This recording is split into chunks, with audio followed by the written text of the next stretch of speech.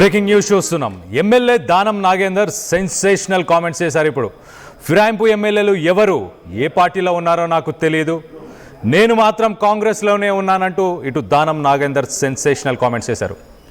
నేను ఏ పార్టీలో ఉంటే ఆ పార్టీయే గెలుస్తుంది, అలాగే గ్రేటర్ హైదరాబాద్లోని 300 డివిజన్లలో నేను తిరుగుతాను, తిరిగి క్యాన్వాసింగ్ కూడా చేస్తాను అంటూ ఆయన సెన్సేషనల్ కామెంట్స్ చేశారు.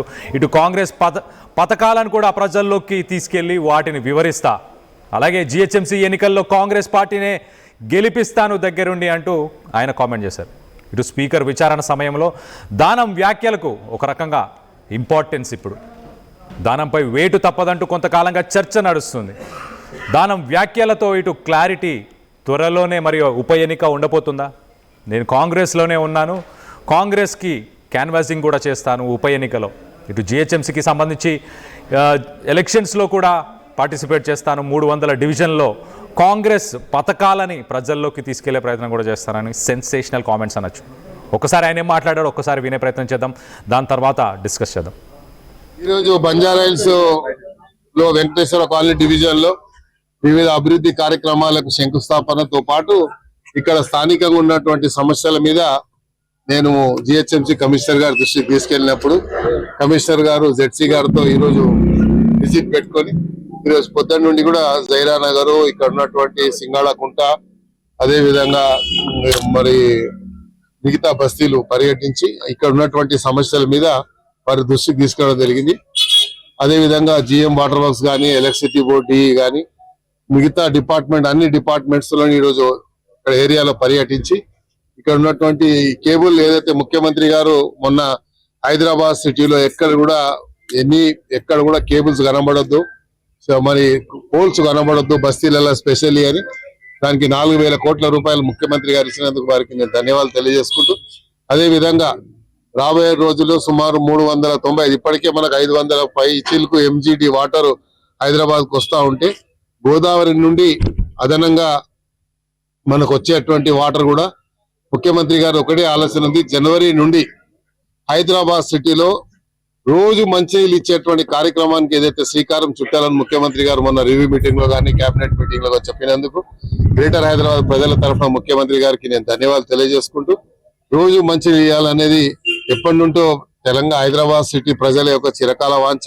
అదే విధంగా హైదరాబాద్ లో ఈరోజు గ్రేటర్ హైదరాబాద్ ని 300 డివిజన్లుగా దాన్ని అన్ని పక్కన ఉన్నటువంటి మున్సిపాలిటీస్ ఇందులో మెర్జ్ చేసి హైదరాబాద్ సిటీని ఇంకా విస్తరించాలని, ప్రపంచంలో గ్లోబల్ సిటీగా గుర్తింపు పొందినటువంటి సిటీని ఇంకా అభివృద్ధి చేయడానికి అది దోహదపడుతున్న ఆలోచనతోని మొన్ననే మీరు చూశారు జిహెచ్ఎంసీ జనరల్ బాడీ మీటింగ్ లో కానీ ఇప్పటికే నోటిఫికేషన్ వచ్చిన తర్వాత మరి అదృష్టం శాతం కోర్టు కూడా మరి జిహెచ్ఎంసీ తీసుకున్న నిర్ణయానికి, గవర్నమెంట్ ముఖ్యమంత్రి గారు తీసుకున్న నిర్ణయానికి కోర్టు కూడా ఎక్కడ అభ్యంతరం తెలపలేదు.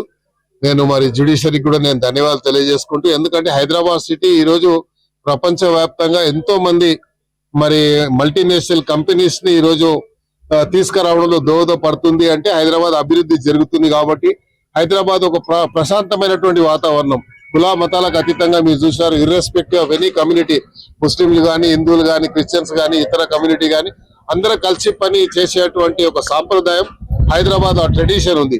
ఆ ట్రెడిషన్ ని కాపాడాలన్నటువంటి తపననే ముఖ్యమంత్రి గారికి ఉంది కాబట్టి అందులో భాగంగా ఈ రోజు అభివృద్ధి విషయాల్లో ముఖ్యమంత్రి గారు ప్రత్యేకంగా శ్రద్ధ వహించినందుకు ధన్యవాదాలు తెలియజేసుకుంటూ, ఇవన్నీ కార్యక్రమాలు కూడా మొన్న ప్రధానంగా కార్పొరేటర్స్ అందరికీ 2 కోట్ల రూపాయలు కూడా ముఖ్యమంత్రి గారు ఇవ్వడం జరిగింది.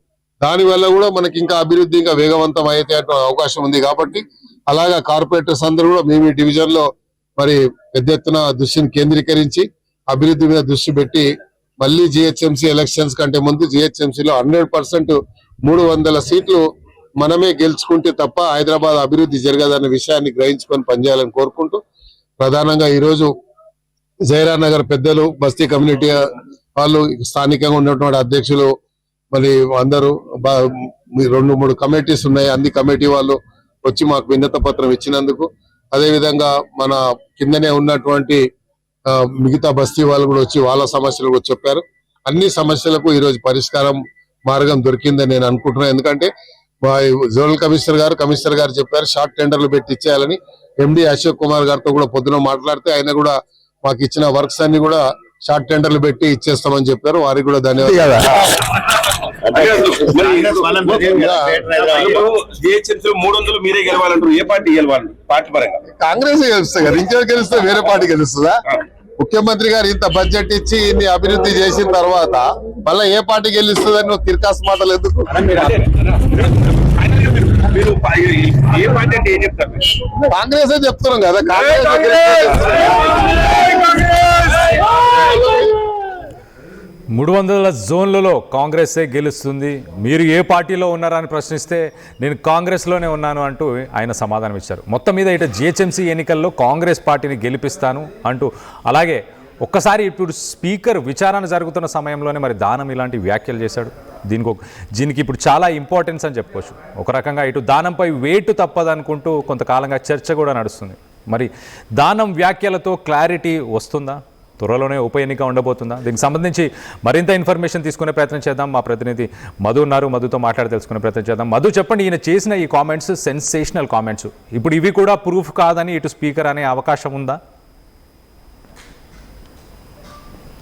ఎగ్జాక్ట్లీ. ఇప్పుడు ఆల్రెడీ 5 మంది ఎమ్మెల్యేలు బీఆర్ఎస్ పార్టీ ఎమ్మెల్యేలుగానే గుర్తిస్తూ స్పీకర్ దీనికి సంబంధించిన క్లారిటీ ఇస్తే, ఇప్పుడు స్పీకర్కి ముఖ్యమంత్రి రేవంత్ రెడ్డికి షాక్ ఇచ్చేలాంటి కామెంట్స్ దానం నాగేందర్ చేశారు. రీసెంట్గా కడియం శ్రీహరి కూడా నేను బీఆర్ఎస్ పార్టీలోనే ఉన్నాను అనేటువంటి స్టేట్మెంట్ ఆయన చేస్తే, వారందరికీ విరుద్ధంగా దానం నాగేందర్ అందరికీ షాక్ ఇచ్చేటువంటి స్టేట్మెంట్ చేశారు. ఒక రకంగా కాంగ్రెస్ పార్టీని తీవ్రమైనటువంటి ఇరకాటంలో పెట్టేటువంటి స్టేట్మెంట్ దానం నాగేందర్ చేశారు. చాలా విచిత్రమైనటువంటి పరిస్థితి ఇప్పుడు ఎదుర్కానుంది. ఖైరతాబాద్కి సంబంధించినటువంటి బీఆర్ఎస్ నుంచి గెలిచిన దానం నాగేందరు బీఆర్ఎస్ గుర్తుపైన, తర్వాత కాంగ్రెస్ పార్టీ గుర్తుపైన సికింద్రాబాద్ ఎంపీగా అభ్యర్థిగా పోటీ చేశారు. ఇవన్నీ పక్కన పెడితే డైరెక్ట్గా కాంగ్రెస్ పార్టీలోనే ఉన్నాను, కాంగ్రెస్ పార్టీనే గెలిపిస్తాను, 300 డివిజన్లో తిరుగుతాను, కాంగ్రెస్ పార్టీకి ఎంఐఎంకు కూడా నేను ప్రచారం చేస్తాననేటువంటి స్టేట్మెంట్ పెద్ద ఎత్తున చర్చనీయాంశం అయ్యేటువంటి సిచ్యువేషన్ కనిపిస్తూ ఉంది. దానం నాగేందర్ చాలా కొన్నిసార్లు బోల్డ్గా మాట్లాడతారు, మళ్ళీ అదే విధంగా మాట్లాడుతూ రేవంత్ రెడ్డిని, తర్వాత కాంగ్రెస్ పార్టీ అధిష్టానాన్ని, డైరెక్ట్గా స్పీకర్ని ఇబ్బంది పెట్టేటువంటి వ్యాఖ్యలు జస్ట్ ఈ రోజుకి కొద్దిసేపటి క్రితం చేయడంతో పెద్ద ఎత్తున చర్చనీయాంశం అవుతా ఉన్నాయి. కొంతమంది ఎమ్మెల్యేలు మేము బీఆర్ఎస్లోనే ఉన్నాము, మమ్మల్ని బీఆర్ఎస్ ఎమ్మెల్యేలుగా చూడాలి అనేటువంటి స్టేట్మెంట్ చేస్తూ ఉంటే, ఈయన డైరెక్ట్గా నేను కాంగ్రెస్లో ఉన్నా అనేటువంటి స్టేట్మెంటే పెద్ద ఎత్తున ఇప్పుడు ఏం జరుగుతుంది, ఉప ఎన్నిక వస్తుందా లేకుంటే సస్పెండ్ అవుతాడా, స్పీకర్ ఈయనపైన చర్యలు తీసుకొని ఉన్నారా, అందుకే ఆ రకంగా మాట్లాడారా దానం నాగేందర్ ఉప ఎన్నికను కోరుకుంటున్నారా, నా పైన వేటు వేస్తే ఉప ఎన్నిక వస్తుంది, ఉప ఎన్నికలో మళ్ళీ నిలబడదాం అనేటువంటి ఆలోచన ఏమైనా చేస్తూ ఉన్నారనేటువంటి చర్చ అవుతుంది. రిజైన్ చేస్తే అది వేరే సంకేతంలా వెళ్ళే పరిస్థితి ఉంటుంది కాబట్టి వేటు వేయించుకోవాలనేటువంటి ఆలోచన దానం నాగేందర్ చేస్తున్నటువంటి చర్చ అయితే ప్రస్తుతం కొనసాగుతోంది. ఆయన నేను ఏ పార్టీలో ఉంటే ఆ పార్టీ గెలుస్తుంది, అదే నా స్పెషాలిటీ అంటూ స్టేట్మెంట్ చేశారు. కాంగ్రెస్నే గెలిపిస్తాం, కాంగ్రెస్నే గెలుస్తుంది, అభివృద్ధికి నిధులు ఇచ్చిన ముఖ్యమంత్రి కాబట్టి పెద్ద ఎత్తున హైదరాబాద్ జిహెచ్ఎంసీలో 300 స్థానాలు గెలవబోతున్నామంటూ స్టేట్మెంట్ చేశాను. ఎందుకంటే రీసెంట్గానే 300 స్థానాలను చేసింది. గ్రేటర్ హైదరాబాద్లో మొత్తం మిగతా సంబంధించినటువంటి ఔటర్ రింగ్ రోడ్లో ఉన్నటువంటి అన్నిటిని విలీనం చేసుకున్న తర్వాత 300 స్థానాలు కాబోతుంది. గతంలో 150, ఇప్పుడు 300 స్థానాలు. సో ఆయన చేసినటువంటి స్టేట్మెంట్ పెద్ద ఎత్తున చర్చాంశం అయితే ఉంది. మిగతా ఎమ్మెల్యేలు ఏమో బీఆర్ఎస్ అంటారు, దాని మాత్రం కాంగ్రెస్ అని స్టేట్మెంట్ ఇవ్వడంతో పెద్ద ఎత్తున చర్చ జరుగుతుంది. కళ్యాణ్. రైట్, మధు, కడియం మాత్రం బీఆర్ఎస్లోనే ఉన్నా అంటున్నారు.